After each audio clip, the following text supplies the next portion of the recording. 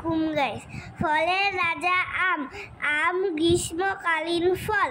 পাখি আসে ডালে ডালে, আম পাকে গ্রীষ্মকালে। আমার আম আঁকাটা কার কার পছন্দ হয়েছে আমার পেজটি অবশ্যই ফলো দিবেন। ধন্যবাদ।